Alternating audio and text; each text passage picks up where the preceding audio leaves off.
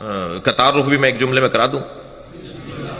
کراچی کے ایک ہمارے بھائیوں کے عالم ہیں، وہ جو سبز رنگ کی پگڑی باندھتے ہیں، اور جی انہوں نے ہم پر تو ایک احسان کر دیا. انہوں نے مہربانی فرما دی ہمارے اوپر. پچھلے 4-5 مہینے پہلے جو انہوں نے ایک نعرہ لگایا، بے گناہ بے خطا فلانا فلانا. بات پہنچ گئی میری؟ بے گناہ بے خطا، بے گناہ بے خطا فلانا فلانا.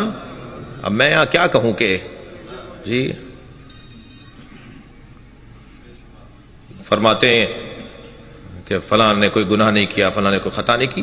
اس طرح کا ایک اور نعرہ بھی تو شاہ صاحب لگایا جاتا ہے نا، علی اور فلاں بھائی بھائی. پاکستان کی دیواریں کالی کر دیں علی اور فلاں بھائی بھائی. جن لوگوں کو قافیہ ملانا نہ آتا ہو،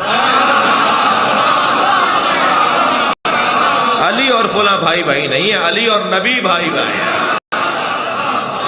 قافیہ یہ بنتا ہے. تو انہوں نے کہا جی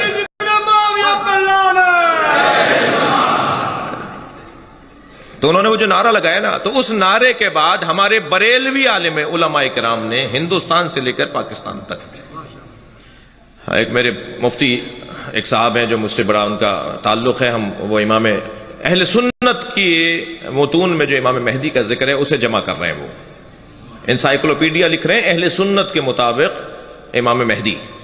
تو انہوں نے بیڑا اٹھایا ہے کہ 200 جلدوں میں کتاب لے کر آؤں گا کہ اہل سنت نے امام مہدی پہ کیا کام کیا ہے. اب تک 3 جلدیں ان کی چھپ چکی ہیں جی. تو وہ ہمارے دوست ہیں مفتی صاحب، وہ پچھلے دنوں آئے، تشریف فرما تھے. کہنے لگے کہ جب انہوں نے یہ نعرہ لگایا اس کے بعد ہندوستان سے لے کے پاکستان تک 10 کتابیں اس حضرت کے خلاف لکھی جا چکی ہیں جسے بے گناہ بولا ہے. توجہ ہے حضرات کی؟ تو ان میں سے فیضی صاحب نے جو کتاب لکھی ہے نا، فیضی صاحب نے کتاب لکھی ہے، اس کا میں نام بتا دیتا ہوں بھائی، مارکیٹ میں مل رہی ہے تاکہ آپ خرید تو سکیں. فیضی صاحب نے لکھا ہے کہ احادیث الموضوعہ فی فضائل معاویہ، جعلی حدیثیں جو معاویہ کے فضائل میں لکھی گئی ہیں،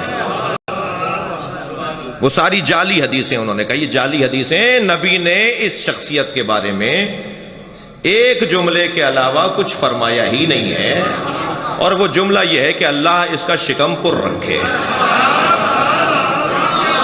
صلوات پڑھ لیں ذرا محمد و آل محمد.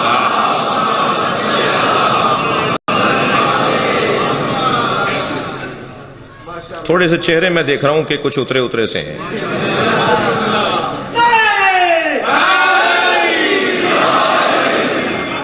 بھائی علی کے فضائل پر چہرہ کھلتا ہے.